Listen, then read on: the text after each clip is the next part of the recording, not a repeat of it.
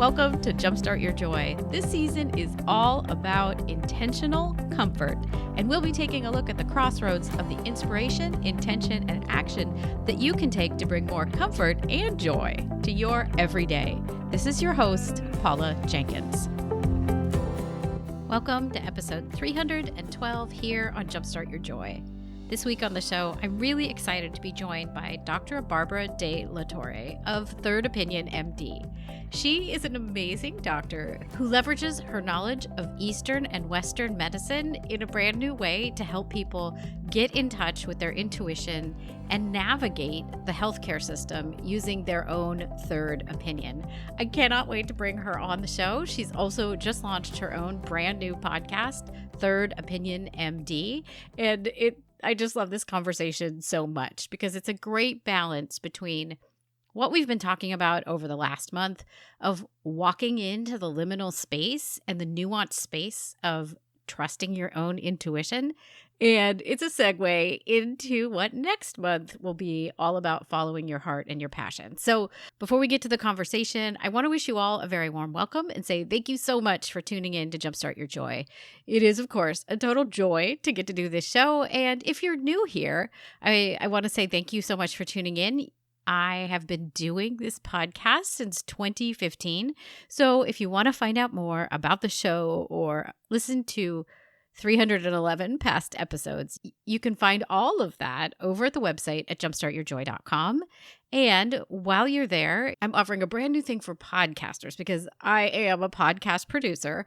I'm starting a brand new podcasting mastermind, which will launch in the middle of April of 2022. So if you want to get involved, just head over to jumpstartyourjoy.com and there'll be a box in the middle of that homepage that says join the mastermind. And so I'm opening the waitlist now, and I would love to have you join me. We're going to go through podcasting topics about content creation and how to grow your show, how to find new connections, how a podcast can tie into your business over the course of 6 months. And we'll also have some time to do some co-working together. So it'll be a mix and match of coaching and co-working and some action steps that you can take to bring your podcast to raise the bar on your amazing podcast. So I'd love to have you join me. Be sure and check that out or share it with people that maybe you know who are podcasters.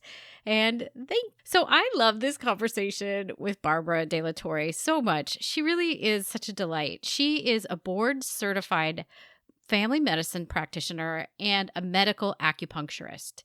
In 2021, she completed master level training in medical Qigong with a Taoist and medical Qigong school while balancing her role in traditional clinical medicine as a practicing doctor. When the pandemic hit, Dr. de Latorre left corporate medicine and traditional clinical work to focus on teaching people to be their own best doctor. Now she works with individuals to help them get in tune with their own intuition about health and navigate the complex healthcare system and to generate their own third opinion about their health.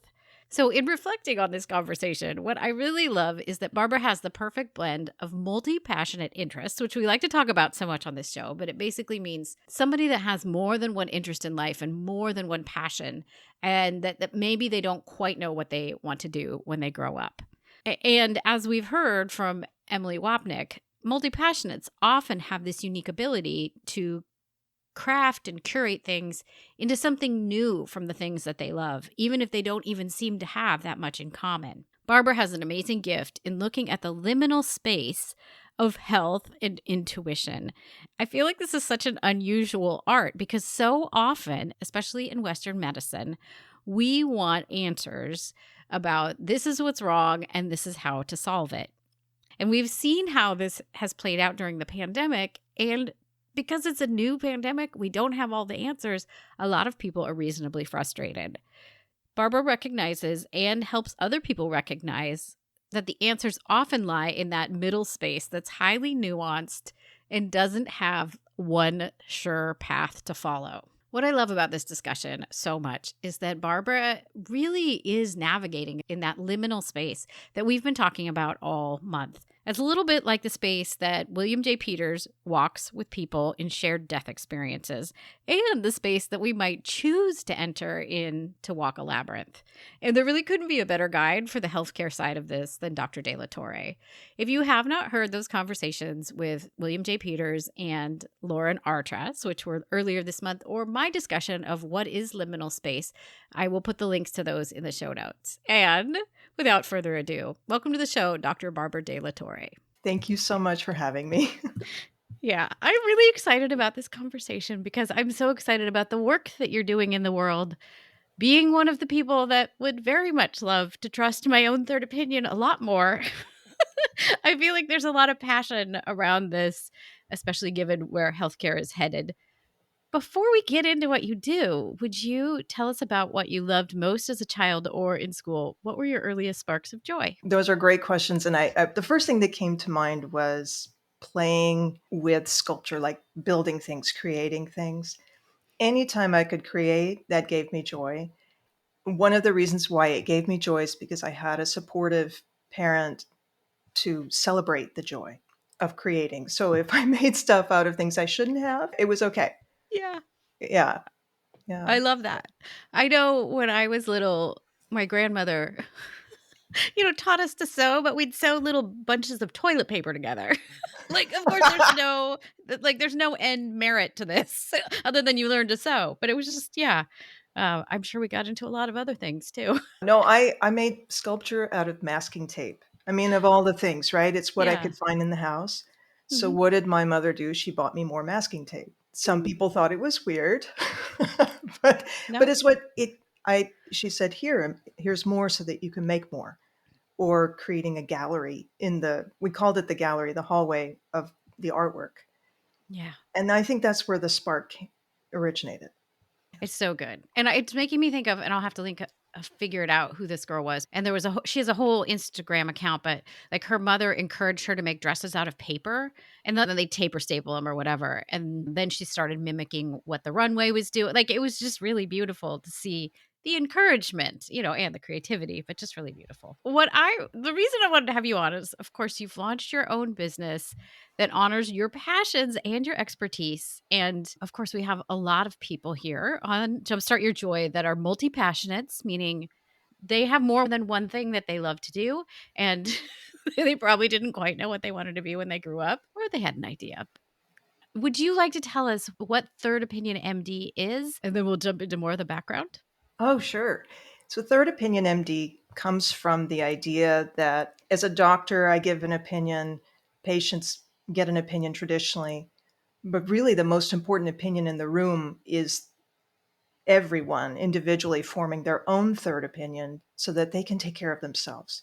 Because we have a healthcare system that, as the pandemic has shown us, and even before the pandemic, it's not very sustainable. So we have to do something to diminish that demand from the systems that are not working for us and really tap into what we already have. So it's really rediscovering listening to ourselves, honoring our intuition, and the gifts that were given to us, just being who we are. Yeah. And there's so much to dive into with that because I know you focus both on the patient journey, but also in trusting what doctors internally know about what's going on for themselves and how healthcare should be, because it's become very different than what it was. And we'll get into that in a little bit.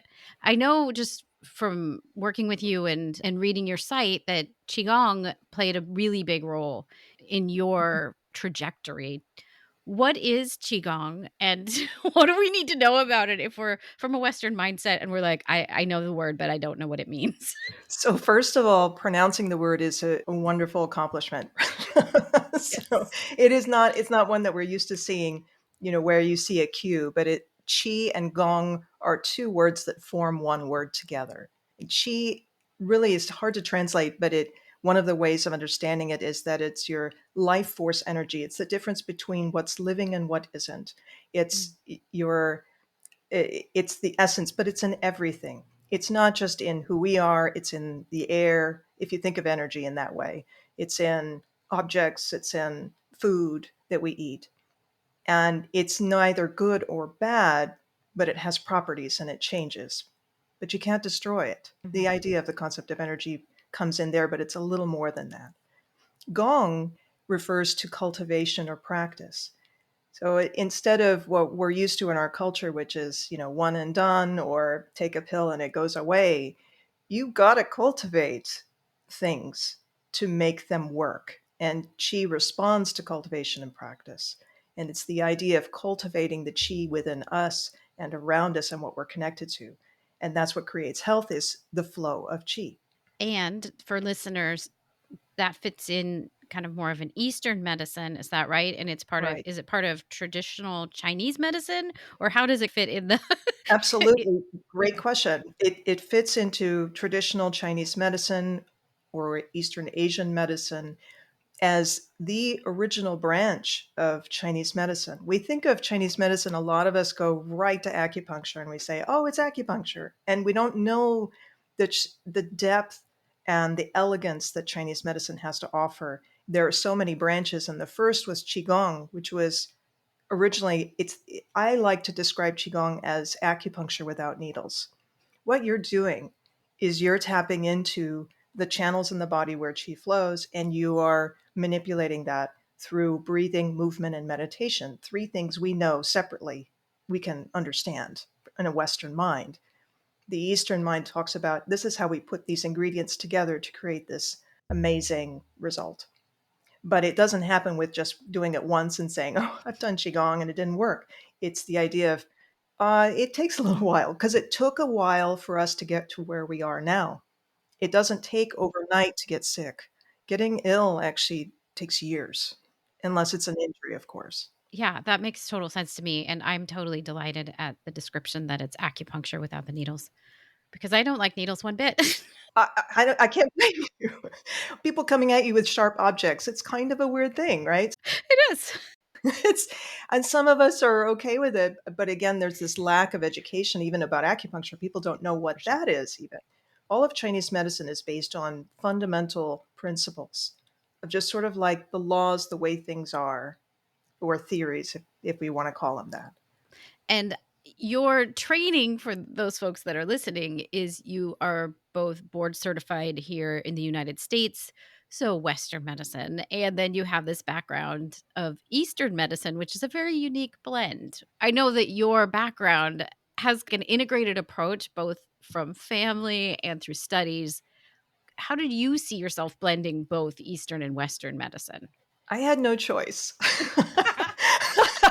That's how it started. I had no Yeah. choice. I was born into a legacy of integrated medicine through being a second generation integrated physician. So my mother was a medical doctor. She was a family physician, board certified, the whole nine yards. And then she was also training in medical acupuncture and had that background. So I grew up with this weird mom, as I called her when I was a teenager.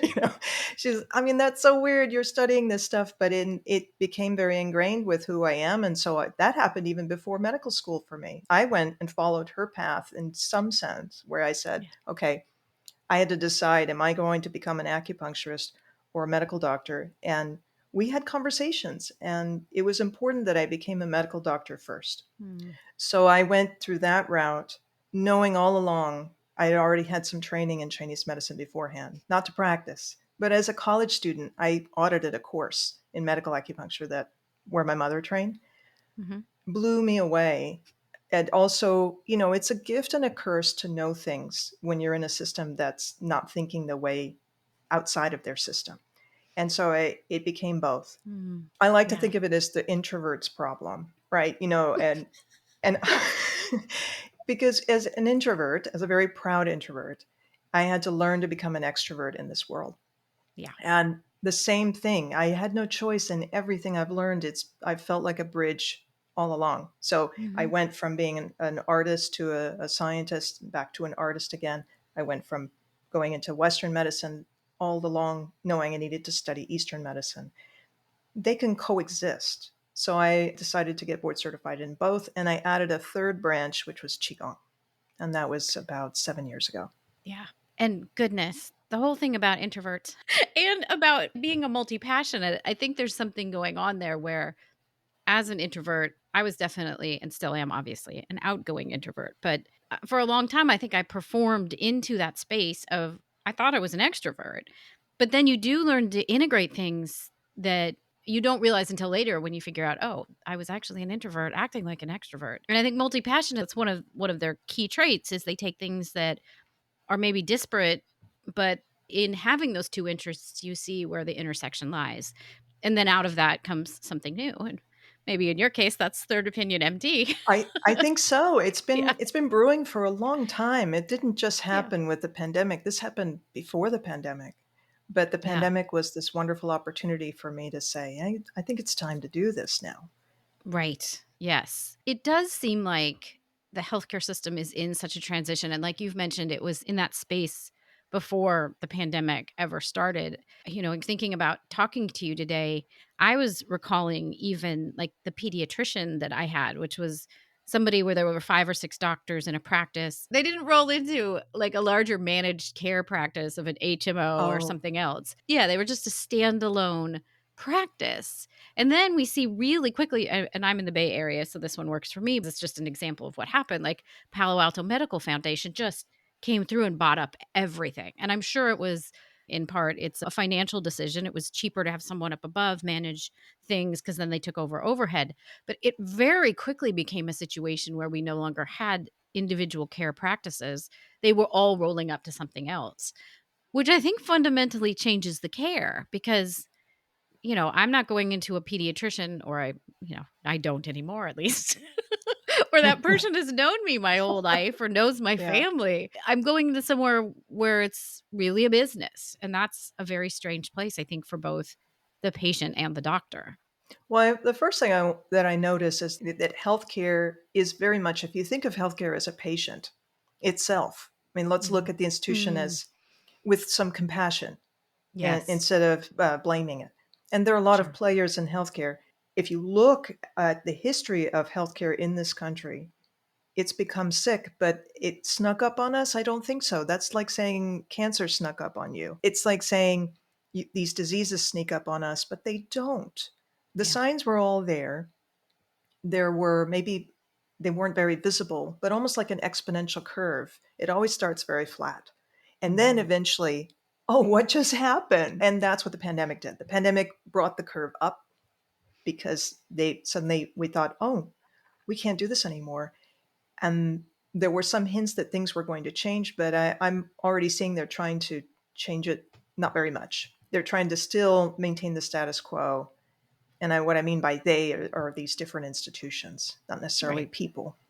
Sure. I'm grateful that you brought up that it's not like it needs to be in the middle of a blame circle or anything about like because that's not helpful. We can't change something or make it better if we're just fixated on blaming and finding the issues. Like that doesn't help anyone. That's just cancel culture, right? Cancel, well, yeah, and cancel culture even is a linear way of thinking, Mhm. because it's either you're good or you're bad. Now there is duality, but if I can bring in even Chinese medicine, how it can integrate into even the way we live, not just health, but there's something called yin yang, which a lot of us have heard. You throw Mhm. out those terms and you're like, it's just yin yang. But yin yang is an actual theory that is a foundation for Chinese medicine and Mhm. for Qigong. And the idea that cancel culture, if you're saying it's just yin or yang, you're good or bad, that's Yeah. looking at duality as black and white. That's Western thinking. Eastern thinking says, hey, there's gray in between and there's a spectrum. And you belong to both. You can have both and Mhm. it's okay. The complexity is the beauty in living things. That's what's so amazing about us. Yeah. And unfortunately, it does feel like a lot of at least society in the United States has gone so much more towards that yin or yang way of thinking recently. How do we I mean, I know we're off track on medicine, but like I think Eastern thinking might have something to say. How do we get back into a center or to a place where we can accept that, there's a gray zone? One of the reasons I believe that we're in these polarities, because remember, yin and yang, that's the extreme yang and extreme yin. Yeah. And if we react to an extreme yang, it makes most people would say we got to react with extreme yin to Mm. balance it. But if we go back and forth and gradually, gently move back to center, that's the way we do it. That's the way we do it with food as medicine. That's the way we would do that with communicating and relating to one another and reconnecting. It's the Mhm. way that we would come back into a connection with ourselves and with other people. It's not by reacting in the same extreme way in the opposite direction. It's by understanding the opposition and then gently coming back to center. That's what I believe. Yeah, I appreciate that. And obviously, I think all these things, as I imagine you do too, all these things are connected. We've, as a culture, kind of moved into a place where it's all or nothing a lot of the time. And that's a really difficult place to be. One of the things I love about podcasting, and we're totally off course here. Sounds Oh, great, actually. yeah, yeah. So good. There was a question in one of the podcasting forums. I think it was even just yesterday where somebody said, would you ever have someone on your show if you didn't agree with part of their platform or their message? And it was a really interesting thing to see some people say, absolutely not. Right. So that felt like Oh, cancel wow. culture.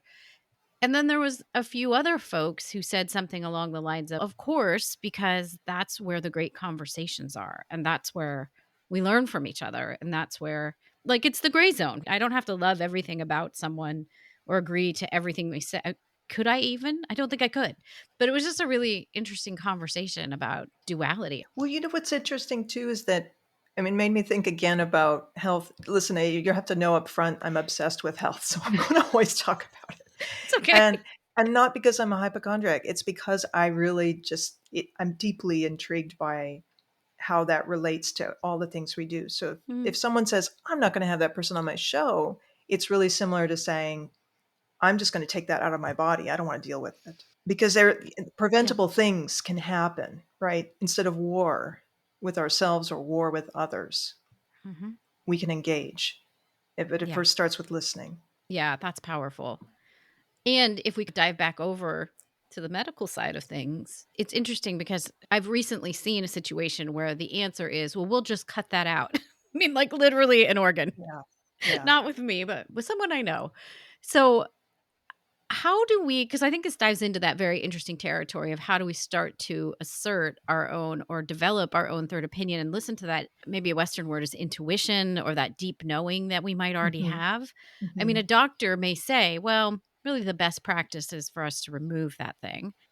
How do we listen or how do we get comfortable, maybe is the first part of it, with listening for, is that the right answer? That depends on how well tuned, and I mean like an instrument, your intuition is. Yeah. If your intuition is well tuned like an instrument, then when you hear that note, you'll know if that's out of tune or not.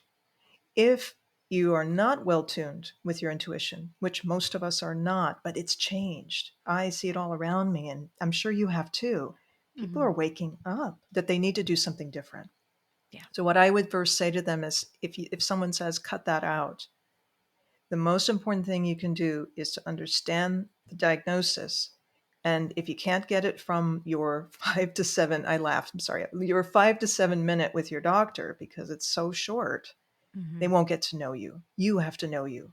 So it starts with you. It starts with understanding your condition, but not just from one system. It starts with understanding the condition from that point of view. And again, there are a lot of people that will want to give you advice. This is, again, another danger of health, having a health issue is that all these self help books, it's a multi billion-dollar industry. Hmm. Has it ever stopped? It has only gotten more profitable. So what you have to do is really the art of listening, slowing down. And there are techniques. For me, Qigong was that technique. I don't profess that that's for everyone, but it's the language I know how to translate to others and Yeah. how it makes sense to me. I mean, I went down the yoga path before that, and Qigong was a better fit for me. So I had Yeah. to honor what was fitting for me. But all of these different roads that lead to a stronger intuition are important. Yeah. The doctor is also coming from a different narrative. They have their own thing, they have their own reason for seeing what they see. So the perspectives are really important that you have more than one perspective. You have to have yours and you have to understand multiple perspectives to make an informed decision. Right. Your intuition will help as well. Well, and I think there is something in there about being willing, because the last couple of conversations on the show have been about liminal space. And I feel like this is a little bit of entering into liminal space. There is probably no, I mean, that's the gray zone of things, is there's no one answer that, yes, you for sure should have that thing taken out, or no, you shouldn't. It's more about trusting, is this the right thing? And being willing to enter into a space where you don't fully know all the answers. It does speak to that there's something bigger than us and something possibly spiritual beyond just this realm that we can understand. Or even if that your word for that is energy, like whatever it Oh, is, there's something way beyond this physical it's form. it's so spiritual. I mean, Yeah. because the energy addresses mind, body, and spirit. Mhm. And medicine and healing can't happen without spirit. It has to happen. It has to be there. And that was my return to spirit, was Qigong. And it's not Mhm. religion, but Right. it was definitely, it gave space for spirit to come back. I love that so much. Yeah. And I think as we each start to learn what it is that is kind of at the core of us. That's the awakening. That's the moment. And like, let's hope that the whole collective is getting there, because, yeah, I think the black and white nature of things is so detrimental to us. One of the other things, I feel like this ties into that idea of intentional comfort in some ways, because I mean, the way that I see it, even just what you just said about spirituality, is it seems like Qigong offers some comfort of some sort, even if it's just the lens of like, how do I better understand my own healthcare? And I love the quote from Master Liu that you shared, which is, you do you want to say it or do you want me to say it? I'll say it. Okay. So this is Master Liu, my teacher for several years. She comes from a long lineage, like 2000 years. That's all. Okay. Just 2000. But she says, you are your best doctor. Your bed is the best hospital, and Qigong is your best health insurance. Those three things, they take a while to sink in. You can say it to people, and it could you could fill in the blank with something else too. It doesn't have to be Qigong. But the Mm. idea of self-cultivation, if we called it that, you are your best doctor. Your bed is your best hospital. Your self-cultivation is your best insurance. Yeah. It's powerful. And it's so to the point. Let's not waste time. Let's just I mean, seriously, we can wax poetic about so many things, but health isn't really that complicated. Mm, yeah. Happiness isn't that complicated. We get in our own way all the time. And I got to a point where I had to find something to give me that opportunity for intentional comfort, as you put it, Mhm. that opportunity to return to who I am, because that's who I am now. Yeah. Well, and it's interesting because it is, what is the saying? It's simple but not easy. Is that how that saying goes? I think there's something very interesting about that, and that it does apply to both mental health and physical health. How is it? I know we talked about getting clear on what is our intuition telling us. Obviously, people can work with you to figure out their own third opinion and kind of work through this whole practice. If somebody's like, yeah, I kind of think there's this thing going on, but I don't know how to figure it out from a medical perspective. Like, how would you suggest that they maybe first start? If they, because like even in my own situation, I don't really like, no offense, I don't really like going to my own doctor. No offense taken at all. In fact, congratulations. That's great. Yeah. You should honor how you feel and then make understand why. I think the idea is that if you can go to your visit more informed about the way the system works, then you know how Mm, to get the best out of the system. yeah. If and to stand up for yourself without losing your cool, because Mm, that's really important, because you have precious little time to communicate a message. Another thing, this is this is my own belief that if we talk about illness, for the way I see it from my experience, is a form of homelessness in our own bodies. And the yeah. whole goal of health is to feel at home. And home is where you are.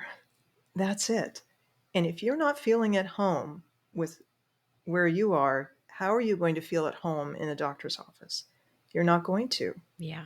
It's going to further confuse things. And it's not saying not to go to the doctor, but when you go to the doctor, you should have a sense of what's going on and being able to honor what they have to say with their perspective and then make your own informed decisions. That's what I teach people. So Yeah. it's not, Qigong is just like a tool. It's a cultivation tool of understanding yourself, but there are a lot of ways to understand and get back to who you are. We have to get back to who we are. I know I say that again and again, but that is really what it's about, is feeling at home again. Yeah. Well, and that is a fundamentally different perspective than like fix me, right? Oh, absolutely. Going into an office and just being like, there's this thing, I have this bump or what, like I'm just getting all fictional about this, but like, and I need it fixed. But if you're like, no, I want to feel at home. I mean, maybe your house has something that needs to be painted over or what, like homes aren't perfect either. So this idea that it feels comfortable and it's an intentionally comfortable place to be in your own skin, that like that's powerful, I instead of it mean, being transactional of this person, the doctor fixes me or whatever. well, Yeah. I mean, even the name patient, patur, that Latin origin, Yeah. it means to suffer or bear. So, I mean, come on, we need to get out of that role. It's time. Yeah. There's no time. And the fix me comes from the culture, how we're ingrained. We're ingrained to be a passive recipient of aggressive care. And that's not working. There's knowledge and there's wisdom, right? There's knowing things and there's really embodying that and understanding, discernment, what is good for us and what is not good for us so that we make better decisions. We can't do that from a perspective of an extreme. We can only do that from a perspective of being balanced or centered. And Mhm. all this comes from, there's philosophical basis of Taoism in Chinese medicine that, again, is not religious. It can translate to anybody's life regardless of their spirituality. But Yeah. that's where my spirituality is focused, is on the idea that, well, gosh, those guys were observing nature for over 5,000 years, and they're kind of right. I mean, I look at it and Right. when I tested those theories against what was happening in my life and in the lives of my patients and the world around me, it just fit for me best. That's what gave me that peace. Yes. And it's a work in progress. I'm still working on it. I'm still working on my health, and I'm probably going to do that for the rest of my life, right? As long as I'm alive, I work on it. So that's what I encourage in others. I can see, and I think you see it as well, that there's, even though we've moved from individual practice model where maybe somebody did know your spirit and knew you as a kid, and now you move, you've graduated into whatever the general practitioner of the practice is. I think there's a lot of doctors and patients that are feeling this disconnect of, but something's missing and I don't know what exactly it is, but I want something else. I want it and I need and I deserve more for my own care that I'm not really seeing in some of the larger corporate settings. And I get the sense that you're seeing that too. Do you feel there's another transition happening here where like it's the reaction, if you will, it's the back to balance? It's moving in that direction. We don't see it yet. Just like when you think about a tree growing, the roots are growing first. We Yeah. don't see that yet. But when we do, it could take some people by surprise. But those of us who already know what's going on will be like, no, that's been happening all along. And we Yeah. lost the independent doctor patient relationship years ago with managed care. I saw it personally also with my mother having her own practice, and so she did that for over 30 years. I knew that when I graduated from my training, by the time I was becoming a doctor, I couldn't do that very easily. They make it very, very difficult. It's not for lack of doctors wanting to be independent and have autonomy. In fact, they're trained to be that way. And then they're placed in an environment in corporate medicine where they have no autonomy. Their souls, their spirits are breaking. And I'm not talking, I can't speak for everyone. I'm speaking for any doctor that went into medicine with an open heart, Yeah. needs heart opening as much as we do, as we all do. And that's one of the reasons why I had to pursue something that had a spiritual component and a health component. And medical qigong is specifically what I studied. And it's all about heart opening. And you see that in yoga. yoga and Qigong they have some parallels. So there are some similarities. I Yeah. mean, it doesn't matter how we get there as long as it's safe and loving and works with the natural order of things. Hmm. Those are so with doctors, I think I think I'll hear from them. I'd love to. Yeah. They're not they weren't ready for me. I've been trying to speak to them for a while, but they will be. There's fear, a lot of fear. And when I left corporate medicine, some people were actually wondering out loud to me if I was going to be okay not going back to the status quo. And I had a big grin on my face and I was trying not to smile more because I just thought, well, maybe I shouldn't give it all away, that you have no idea, guys, I'm free. Yeah. Yeah. And there are people out there that are doing this. The medical school I went to had that multi-systems perspective, that definitely like multi-purpose, the spirituality, but they also had a medical humanities department, where they study humanism. Hmm. I would love it if medical schools had divinity schools in the same place. Wouldn't that be amazing? It would. Because, yeah, because you can't treat, it doesn't matter whether you treat all the physical conditions in the best way possible. If you have a spiritual problem within yourself, you will not get better. Yeah. It'll just keep eating you up or, Deeper and deeper. yeah, for sure. It's not this, it's the visible that Western science really holds on to. It has to be what you see. But in the next century, it's what you don't see that matters. Yeah. In Yeah. medicine, that's really the future of medicine, is the invisible. What are we not seeing here? That's Hmm. just as important, just as real. Because if For someone sure. walks into an office and says, and I've heard this so many times from patients, they didn't listen to me. They also say, they told me I was fine, but I didn't feel fine.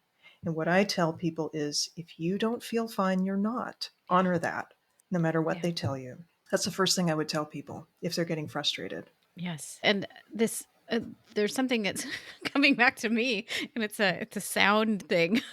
This is so strange too, but one of my very early guests was Matt Wood, who's a senior sound editor at Skywalker. He was General Grievous, and he also did sound for Lucas.